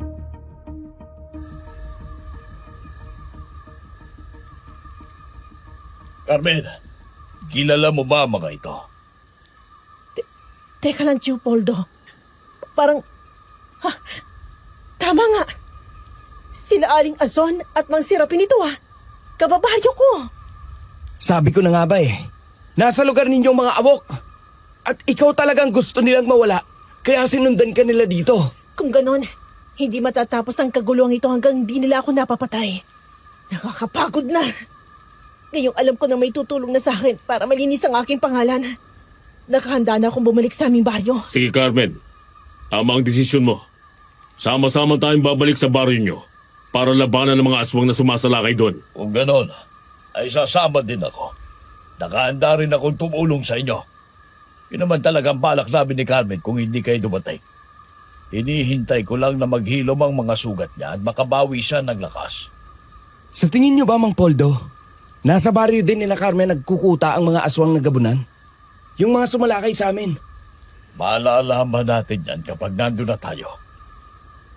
Yak na sila ang lalapit sa atin kapag nalaman nilang nagbalik si Carmen. Kung ganon, si Carmen pala ang magiging pain natin sa mga aswang para lumabas sila. Nang sumikat ang araw, magkakasama na kaming bumaba ng bundok. Dala ang mga itak na may lason at dala naman ni na Carmen at Mang Poldo ang mga benditadong itak nila. Sinadya namin na sa bukana ng baryo dumaan para makita ng mga nagbabantay na tanod doon ang pagbabalik ni Carmen. Lahat sila ay napatingin sa amin at napansin ko na nagbulungan sila nang makalampas na kami. Hindi ko nakita si Kapitana Wilma ng pagkakataong yun. Nagdiretso kaming naglakad sa kalsada. Ang mga taong nasa labas ng bahay ay napatingin din sa amin. Pero kunwari, binaliwala lang namin sila. Tuloy-tuloy lang kaming naglakad patungo sa bahay ni na Carmen. Pumasok kami sa loob. Hindi pa kami nagtatagal doon, nakarinig na kami ng mga boses ng mga taong baryo. Kasunod ang malalakas na kalabog sa bubungan at dingding ng bahay dahil sa mga bato na ipinupukol ng mga taong nasa labas ng bakuran. Ano yung sanod? Kailangan mapatay namin yun! Si Carmen! Patay niyo yun! Huwag ka bumabalik dito! Dapat kayo natin hindi sa ating baryo! Alisin niya dito! Layas! Ayun na siya na. Gaya ng inaasahan natin, paring Gilbert. Kasunod agad natin ang mga taong baryo. Dapat palisin natin yun. Harapin ko na sila, Chupoldo. Sige, Carmen. Nandito lang kami nasusuporta sa'yo. Lumabas ka dyan, Carmen! Ang kapal ng mukha mo na bumalik ka pa sa lugar na ito! Ay, oo nga. Dahil sa'yo'y maraming taong namamatay. Ang dapat sa'yo'y mawala na ng tuluyan sa baryong to. O kaya naman ay mamatay na! Nangihinayang ako't nagsisisi sa mga panahong ibinigay ko para ipagtanggol ang baryong to. Sa mga oras na itinaya ko ang aking buhay para protektahan ang mga taga rito laban sa mga aswang. Sa lahat ng aking ginawang kabutihan, ito ang isusukli niyo sa akin ngayon? Eh, natural. Gagawa ka muna ng mabuti para mapaniwala mo ng lahat na mabuti kang tao. Ay saka kagagawa ng karumal-dumal na gawain. Kagaya ng pagpatay mo kay Ador. Tama si Kapitana Wilma. Sayang lang ang ginawang pagmamahal sa iyo ng aking ama. Traitor ka! Hindi ako ang lumason sa iyong ama, Rosenda. Kundi ang mga aswang na gusto kami mawala sa baryong to para malaya sila makapambiktima ng walang pipigil sa kanila. Nagtagumpay sila sa kanilang plano.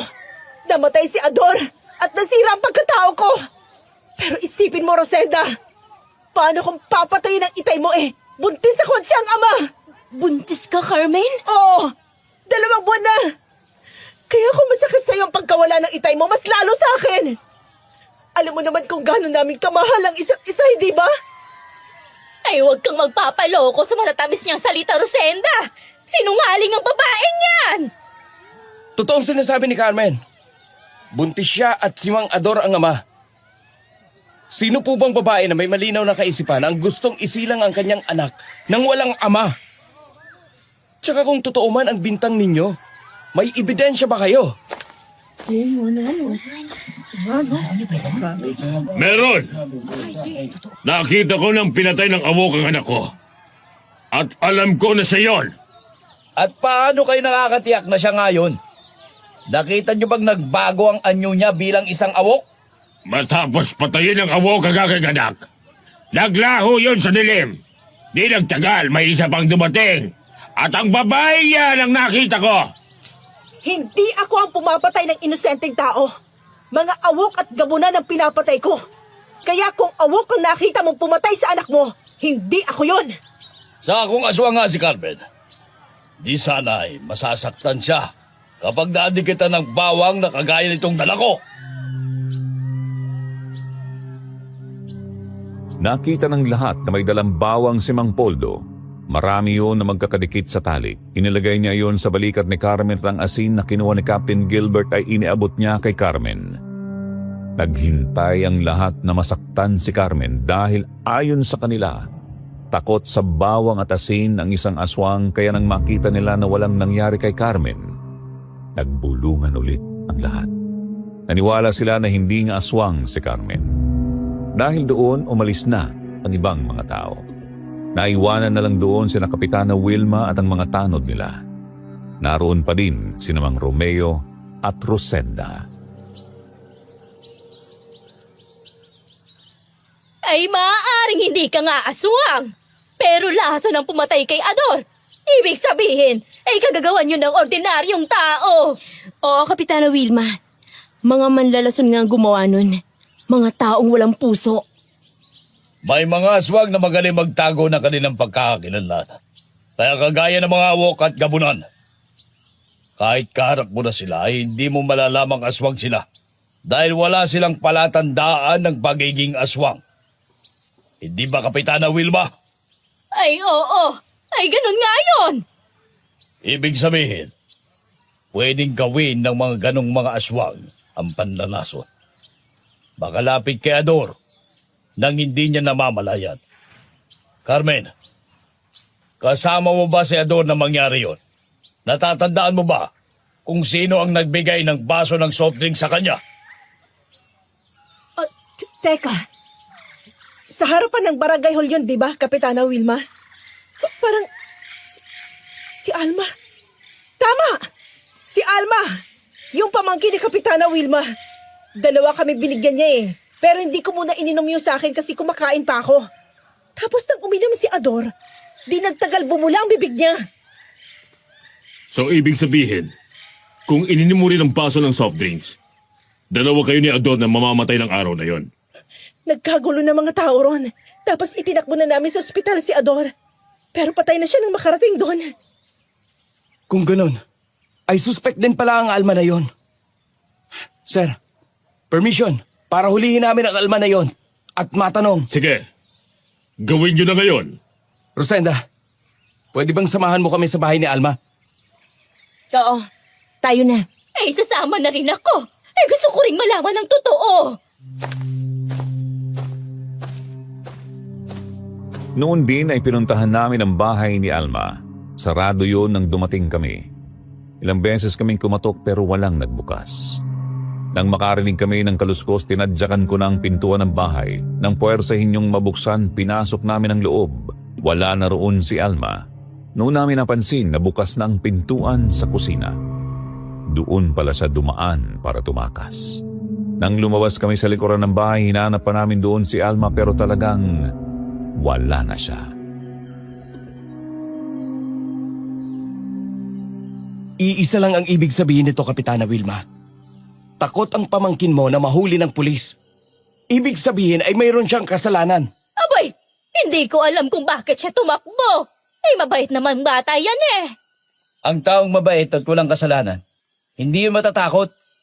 Sa ilang taon ko na sa serbisyo, kapag tumakbo ang isang tao na kagaya ng ginawa ng pamangkin mo, ibig sabihin may kasalanan. Eh, hayaan niyo mga sir. Pakakalatin kong mga tanod ko para mahuli natin si Alma. Para maging malinaw ang lahat. Ay, makikipagtulungan kami sa inyo. Kung si Alma nga ang manlalason, anong atraso sa kanya ni Itay at ni Carmen sa kanya? Malalaman natin ang lahat ng yan kapag nahuli na si Alma. Tayo na, Rosenda.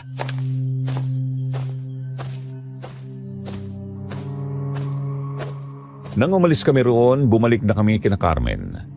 Naiwanan na sa bahay ni Alma sina Kapitana Wilma. Si Rosenda naman, umuwi na sa kanilang bahay. Nakita kong naguguluhan na rin siya sa mga nangyayari kaya nang bumalik ako sa bahay ni Carmen, inuutos ni Captain Gilbert na balikan namin si Rosenda para samahan iyon. Kaya bago dumilim, bumalik kami ni Andrew sa bahay ni Rosenda. Nagulat pa siya nang makita kami. Ganun pa man ay pinatuloy pa rin niya kami sa loob ng bahay. Mga sir, hindi ko naman kailangan ng bantay. Kaya wag na kayong mag-aksaya ng oras para tumambay dito sa bahay ko. Iba na ang sitwasyon ngayon, Rosenda. Naniniguro lang kami na kailangang maging ligtas kayo ni Carmen. Yun kasing si Alma. May palagay kami. na baka ikaw ang balikan para di na matuloy ang kaso kung walang complainant. Tsaka, yung mga aswang na napatay ng itay mo, baka ikaw ang balikan nila at gantihan. Hindi naman ako natatakot sa kanila. Meron naman akong armas dito na panglaban sa kanila. Nandito ang benditadong itak ni Itay. Dapat si Carmen ang bantayan nyo kasi maraming galit sa kanya. Alam naman namin yun. Pero bilang pulis, kailangan namin gawin ang aming tungkulin. Kaya wag mo nang tanggihan ang tulong na...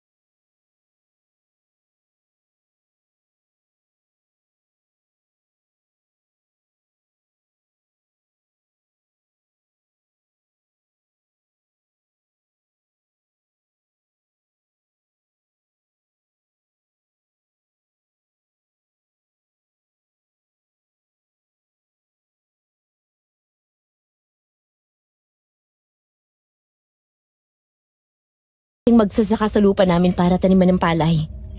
Kaya yung bigas namin kakaunti na lang. Pinagkasya ko lang. Baka bukas, wala na kaming isasaing. Ganun ba? Sige. Itabi mo na lang itong matitirang kanin para may pagkain kayo bukas ng umaga. Oo nga, busog pa naman ako eh. Pwede naman itong pinakbit ang kainin natin, partner. Oo. Sige, kumain kayo ng gulay. Ito na lang kasi ang huli naming ani. Patay na mga gulay namin na itinanim ni Itay kaya heto na lang yun. Kaunti na lang kaya pasensyahan nyo na. Oo nga, partner. Kapag nakisalo pa tayo, ay wala na silang iuulam. Magkape na lang tayo. Rosenda, meron ba kayong tubig na mainit at kape? Pasensya na kayo mga sir. Meron kaming mainit na tubig pero walang kape at asukal kasi mula nang mawala ang aking Itay, wala nang naghahanap buhay sa amin. Ganun ba? O sige, doon na lang muna kami sa lamesa. Kayo na lang ang kumain. Doon na lang tayo sa sala, partner. Sige, partner. Doon na lang tayo. Bumalik na lang kami ni Andrew sa salas. Nagtatawanan na lang kami dahil kahit gutom na kami, pinaubaya na lang namin sa kanilang kaunting pagkain na niluto ni Rosenda. Maya-maya lang narinig namin ang malalakas na kalabugan sa kusina. Nabasag na ang plato at baso doon.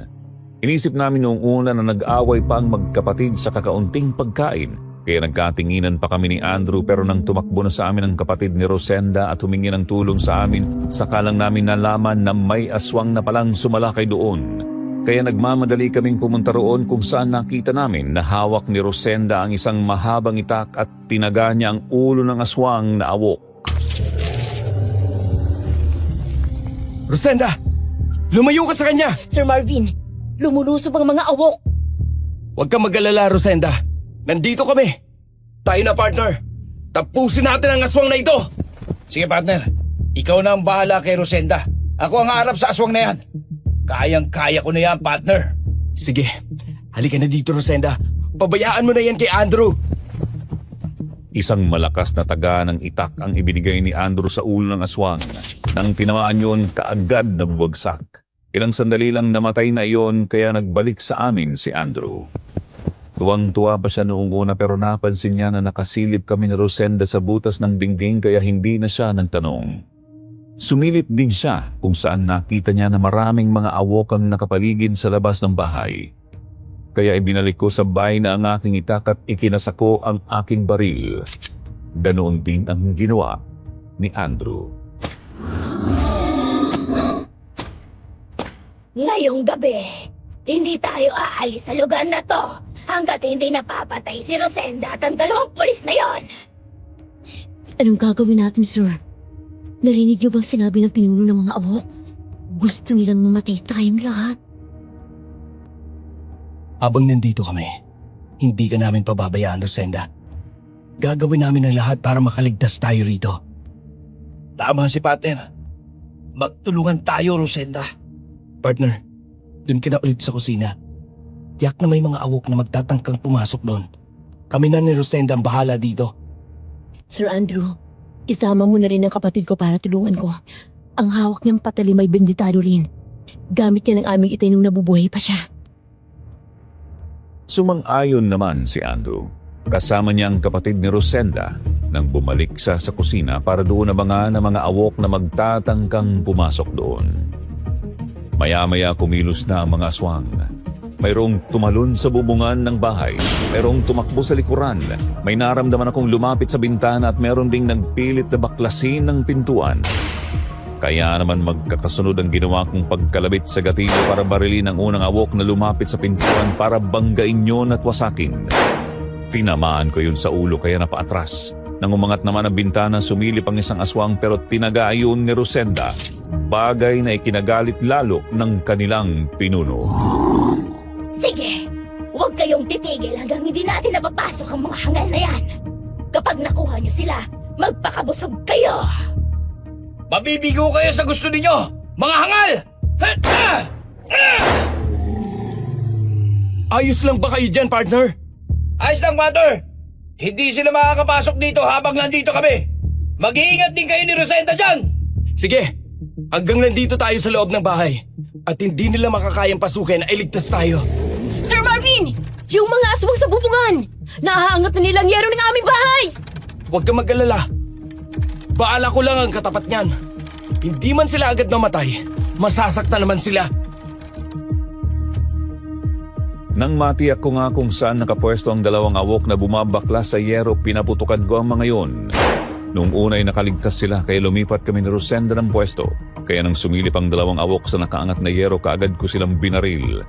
Parehong tinamaan sa mukha kaya narinig namin ang malakas na kalabugan sa yero. Paano ay nagkikisay ang mga yon, lalo na nga at sa ulo ang mga sugat nila.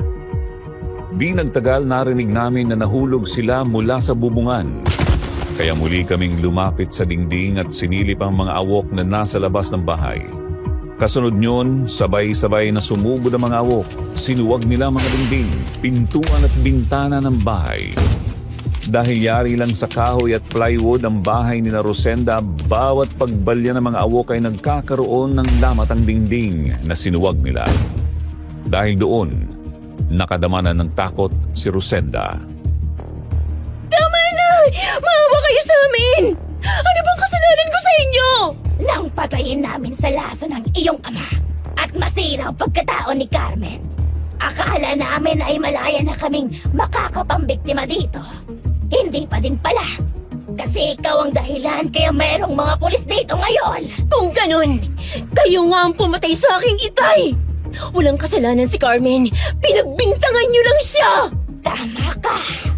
Para mawala na din siya sa aming landas. Pero nabigo kami. Dahil hanggang ngayon ay buhay pa siya. Ngayon, malinaw na walang kasalanan si Carmen. Napakatuso talaga ng mga aswang na ito. Kaya nga lang ay hindi sila nagtagumpay dahil unti-unti nang lumabas ang katotohanan. Ngayon, alam niyo na ang lahat. Oras na para tapusin kayo. Sugod mga kasama! Pasugin niyo na sila! Muli nga ay nagtangkang pumasok ang mga awok. Dahil marami ng sira ang mga dingding ng bahay ay dalawa na sa kanila ang nakalusot at nakapasok sa loob. Kaya sinalubong ni Rosenda ang isa at tinaga. Tinamaan yun pero hindi napuruhan kaya nang suwagin niya si Rosenda, iniharang niya ang itak. Pero iwinasiwas ng awok ang kanyang ulo kaya tumalsik papunta sa akin si Rosenda. Nabitiwan niya ang itak. Nang susugurin na ulit siya ng awok ay inasinta ko na yon sa ulo. Tinamaan sa mata at bumagsak. Nang makapasok pa ang isa ay pinaputukan ko din kaso nga lang ay naubusan ako ng bala. Bago pa ako makapag-load ng bagong bala, sinugod na ako ng awok. Nang suwagin niya ako ay humawak ako sa sungay niya sa noo. Pilit niya akong kinakagat pero hindi niya magawa dahil itinutulak ko siya ng aking kamay. Dinampot ni Rosenda ang itak at tinaga ang awok sa leeg. Walang buhay yung bumagsak. Salamat, Rosenda. Wala na tayong ligtas ngayon, Sir Marvin. Ilan pa lang ang nakakalaban natin at napapatay pero halos maubos na ang mga lakas natin. Lakasan mong loob mo. Huwag kang susuko. Makakaligtas tayo. Paano tayo makakaligtas? Ang daming awok sa labas ng bahay namin. Hindi ako sanay makipaglaban. Natatakot akong mamatay. Wala bang darating na tulong para tulungan tayo dito? Hunter! Hindi kaya naririnig nila Captain Gilbert ang putok ng ating baril? Bakit wala pa rin sila hanggang ngayon? Maaaring naririnig nila, pero hindi rin sila makakarating dito. Baka kagaya din natin, ay sinalakay na rin sila ng mga aswang na kasama ng mga ito. Kung ganon, ay wala na rin pala tayong aasahan, kundi ang ating mga sarili na lang. Ayan na naman sila, Sir Andrew! Di na naman nila tatangkaing pumasok! Nang lumusob nga ang mga awok sa pwesto ni na Andrew ay magkakasunod na kalabit din sa gatilyo ang ginawa niya. Ilan sa mga awok ang tinamaan kaya napaatras sa mga yun. Pero naubusan siya ng bala kaya ang mga sumunod na pumasok sa loob ng bahay ay ginamitan na niya ng itak. Tumulong din ang kapatid ni Rosenda pero nakagat iyon sa binti kaya kinuha ko ang binditadong itak na binitiwan ni Rosenda. Patakbo akong lumapit sa awok na kumakagat sa binti ng kapatid ni Rosenda. Pinaga ko yun sa batok ng sobrang lakas. Halos maputol ang lieg ng awok pero nagawa pa niyong makatakbo palabas. Ang kaharap naman ni Andrew na isa pang awok ay tinaga niya sa bunganga. Nawasak din ang mukha niyon. Wala na akong bala, partner. Isang magazine na lang ang meron ako. Ako rin, partner! Huling magazine na lang itong nasa baril ko! Katapusan na talaga natin ngayon, mga sir. Wala na tayong magagawa palaban sa kanila. SPO1 Marvin! SPO1 Andrew! Sila Captain Gilbert yun ah! Buksan mo na pintuan! Madali! Nang buksan nga ni Andrew ang pintuan, pumasok doon sina Carmen, Mang Poldo at Captain Gilbert. At nakita kong marami na rin silang sugat sa mukha at mga kamay. Si Mang Poldo ay meron ding sugat sa katawan. Umaagos na rin ang dugo sa kanyang dibdib. At si Carmen ay may mga kalmot na rin at sugat sa braso. Nang makita siya ni Rosenda, kaagad siyang nilapitan. Hindi muna nagsalita si Rosenda. Kumuha siya ng malinis na damit at pinunasan ang mga dugo sa braso ni Carmen. Hindi naman nakatibok kaagad si Carmen. Tiningnan lang niya si Rosenda habang unti-unting tumutulo ang luha sa kanyang mga mata. Isang malaking pagkakamali kong maniwala sa iba at magalit sa iyo. Ngayong alam ko ng katotohanan ng mga awok na nagplanong patayin ang aking itay. Gusto rin nila na mamatay tayong lahat para sila lang maghari sa baryong to. Patawarin mo ako. O, Rosenda, nauunawaan kita. Huwag ka nang umiyak. Sama-sama nating tatapusin ang problemang ito. Tama si Carmen. Sama-sama nating tapusin ito. Pasensya na kayo kung natagalan kaming makarating dito. Kagaya ninyo ay sinalakay din kami ng mga awok. Pero nalampasan namin sila. At karamihan ay napatay. Kaya kami nakarating dito. Tama nga sinabi ni Pater, sir. Pareha tayong sinalakay ng mga awok na yon. Napakarami nila.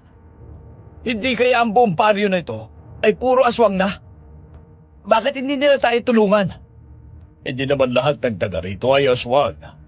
Natatakot silang lumabas para labanan sila dahil natatakot silang matulad kay Adora at sa iba pang mga pinatay ng mga aswang. Kaya pinakita natin sa kanila na nandito tayo para tulungan sila. Maya-maya lang narinig namin na parang nag-aangila ng mga aswang sa labas ng bahay kaya kaagad kaming sumilip sa mga butas na dingding ng bahay. Nakita namin na kaya pala nag-aangila ng mga awok ay dumating pala ang grupo ng mga gabunan. Napakarami din ng mga gabunan. Kinabahan kami dahil alam namin na malalakas ang mga aswang na yon pero kakaunti na lang ang balo ng aming mga baril at meron na ring sugat ang aming mga kasama. Kaya alam namin na kapag nagtulong ang mga aswang na ito na pasukin ang aming kinaroroonan, tiyak hindi kami makakaligtas. Nagpunta ba kayo dito para tulungan kaming patayin ang lahat ng nasa loob ng bahay na yan? Nagpunta kami dito para patayin ang mga awok na kagaya nyo. Tapos, isusunod namin ang mga nasa loob ng bahay upang kami na maghari sa lugar na ito. Manghangal kayo! Kami ang nagpakahirap na mawala si Ador. Kaunting oras na lang at mapapatay na rin namin si Carmen. Pero ngayon ay darating kayo para agawin ang aming pinaghirapan. Hindi lang ikaw ang nagsikap para mawala sila. Gumawa din kami ng paraan para kunwari ay suportahan si Carmen para masira ang pagkatao niya. Pero nabiguin kaming patayin siya dahil sa mga pulis na kasama niya ngayon. At nakaawok ang pumatay sa anak ko. Kaya magbabayad kayong lahat! Kung ganon, mga kasama, patayin ang mga gabunan na yan. Baryo natin to. Huwag nating ipaagaw sa mga dayuhan. Patayin ang lahat ng mga awok! Ipagkitanti niyo ang aking anak. Ipakita natin sa kanila na mas malalakas tayong klase ng aswang na dapat nilang kitakutan! Nakita namin mula sa butas ng mga dingding ang paglalaban ng dalawang klase ng aswang. Dalawang awok laban sa isang gabunan dahil mas marami ang mga awok kaysa sa mga gabunan.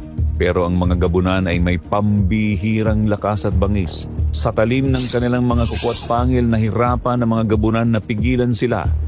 Kaya lumaban na rin ang pinuno ng mga awok. Kinalaban yun ang pinuno ng mga gabunan. Naging mabangis at madugo ang kanilang paglalaban. Hanggang sa mapansin ko na ang mga patay na taong nakahandusay sa loob ng bahay ni na Rosenda, yun ang mga awok na sumalakay kanina. Isa pala si Alma sa mga awok na sumalakay sa atin kanina.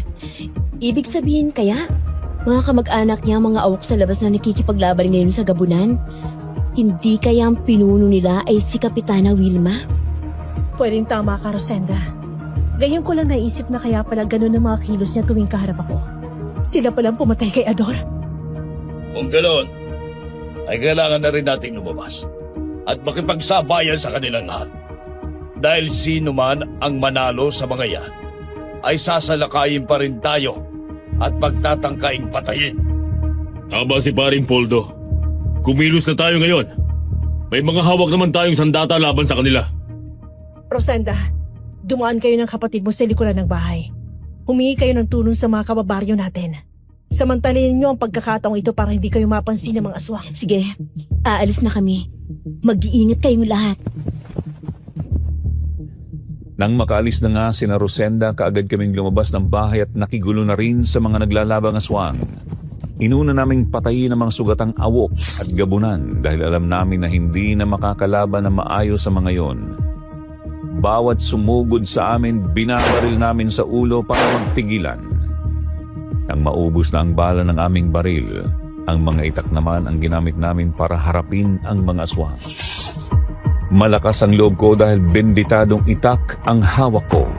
Nang tagain ko ang gabunan na lumapit sa akin, naputulan siya ng kamay. Ayos ang sandatang ito, partner! Kahit gaano katibay ang katawan ng aswang, ay tinatablan! Mabuti naman kung ganun, partner. Sige, tapusin na natin ang mga walang niyang to. Pinatay niyo si Ador at sinira ang pangalan ko! Magbabayad kayong lahat! Mag-iingat ka, Carmen. Alalahanin mo ang tiyan mo. Pilitin niyo mabuhay, boys! Kapag nalusutan natin ang problemang to, ako na mismong lalakad ng ating promosyon. Maraming salamat, Captain! Mangal ka talagang gabunan ka. Sinira mo ang plano ko. Papatayin kita! Hindi ang mahinang aswang na kagaya mo ang pwedeng pumigil sa akin. Pagkain lang kayo ng mga kagaya ko! Nang muling magsagupaan ang awok at gabunan, nagawa ng gabunan na makagat sa leeg ang awok. Wasak ang leeg niyon nang bumagsak sa lupa. Matapos ay sinalakay ng gabunan ng iba pang awok na naroon. Isa-isang pinatay hanggang sa magkaroon ako ng pagkakataon na sugurin ang pinuno ng mga gabunan. Pero bago ako makalapit sa kanya, mayroon pang mga gabunan ang humarang sa akin. Kaya malalakas na pagtaga ang ginawa ko sa mga yon. Isa roon ang matapang na sinalo ang talim ng aking itak sa pag-aakala niya na isang simpleng itak lang. Nagulat siya nang maputol ang mga daliri niya. Noon lang niya natiyak na benditado ang itak na hawak ko. Bago pa siya makabawi ay sinaksak ko na siya. Kaya nang makita iyon ng pinuno ng mga gabunan, hinarap niya ako. Nagkita tayong muli magiting na pulis. Sa palagay ko, ito na ang huli natin pagkikita. Dahil ngayon, hindi na kita tatakbuhan. Kagaya ng ginawa ko sa ospital. Ospital? Huwag mong sabihin ikaw yung aswang na tumalon mula sa 3rd floor nang habulin kita! Kung buhay ka pa, Sino yung napatay namin doon? Aba, hindi mo pala nakakalimutan. Ako nga yung tumalon doon. Pero yung napatay nyo, tauhan ko yun. Napakasama mo! Pati ang mga patay ay nilalapastangan mo! Dahil ng mga panahon yun, ay napakalakas ng grupo ng mga manunugis sa pamumuno ni Ador. Hirap kaming mga pambiktima dito, kaya ang mga ospital ang naisipan namin puntahan para hindi kami mamatay sa gutom. Pero natuklasan yung pa rin ang ginagawa namin, kaya tumigil kami sa pagpunta sa mga morgue. Pero hanggang dito sa baryo, nakikialam pa rin kayo! Ang masamang gawain, labag yan sa batas. Kaya dapat lang namin kayong pigilan. Lumabag kayo sa batas, kaya dapat lang kayong parusahan. Kung hindi ka susuko, magiging malupit ang iyong kamatayan! Hangal! Ang kamatayan mo! Ang ibibigay ko! Kumanda ka! Galit na galit ang gabunan nang sugurin ako. Magkakasunod ang ginawa niyang pag-atake para kalmutin ako pero nagawa ko iyong iwasan. Kapag nagkakaroon ako ng pagkakataon, tinataga ko naman siya. Pero dahil alam na niya na binbitado ang aking itak ay nagawa rin niya yung iwasan ang lahat ng pag-atake ko. Maya-maya ay natigilan siya nang makitang dumarating na ang mga taong baryo kasama si Rosenda. Tumulong ang mga taong baryo na patayin ang mga awok at gabunan na naroon.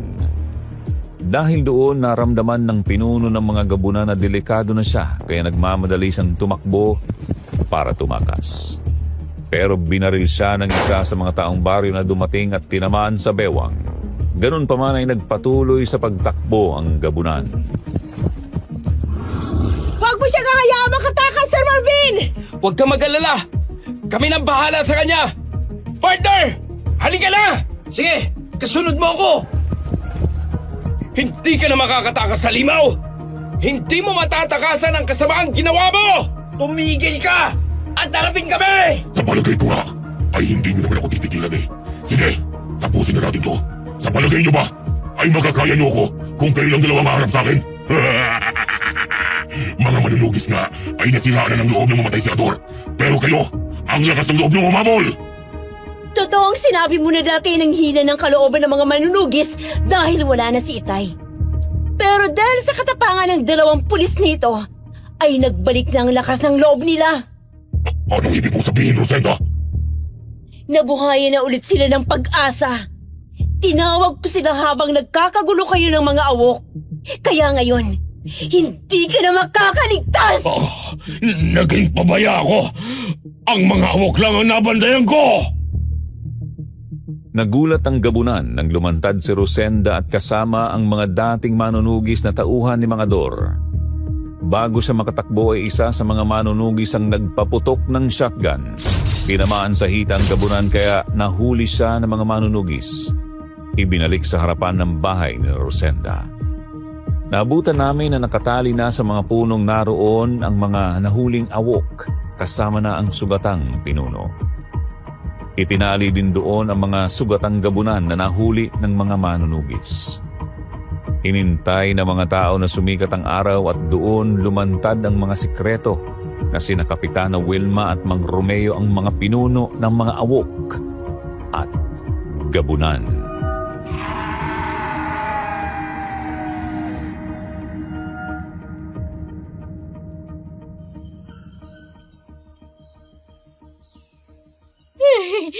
Carmen! Rosenda! Patawarin niyo ako sa mga ginawa ko. Hindi ko na yun uulitin. O nga naman, Rosenda.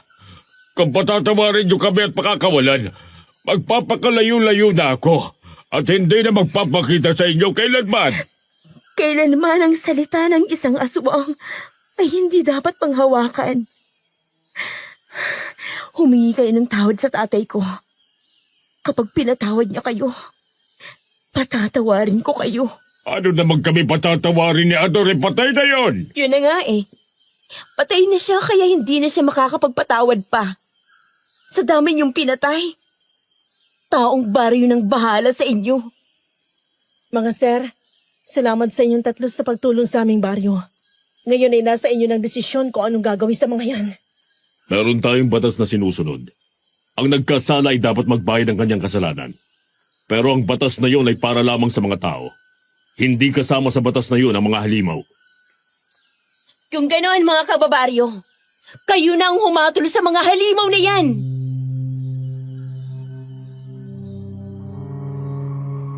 Nagkaisa ang mga taong baryo. Naglagay sila ng maraming kahoy sa paligid ni Aling Wilma at Mang Romeo. Tapos ay binuhusan nila ng maraming gasolina at sinindihan. Narinig ko ang nakakapangilabot na sigaw at daing ng mga aswang habang unti-unting namamatay. Sabi ng ilang mga taga roon, ganoon din kalakas ang sigaw ng mga taong nabibiktima ng mga aswang. Habang unti-unti nilang kinakagat hanggang sa mamatay, kaya dapat lang nilang maranasan ang sakit ng kamatayang iyon. Matapos matupok ang mga aswang, nag-uwian na ang mga tao. Kami na lang ang naiwan doon, kaya lumapit ako kay Rosenda.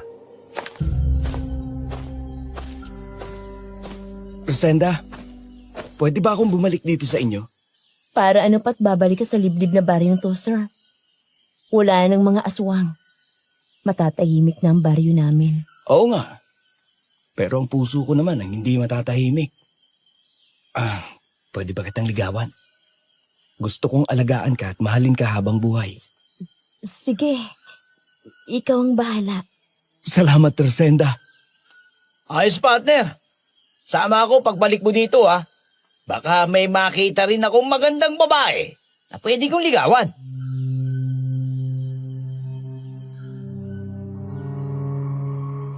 Natawa na lang kami sa sinabi ni Andrew at mula nga noon, nagtiyaga akong bumalik sa baryo nila hanggang sa mapaibig ko na rin si Rosenda at naging asawa ko.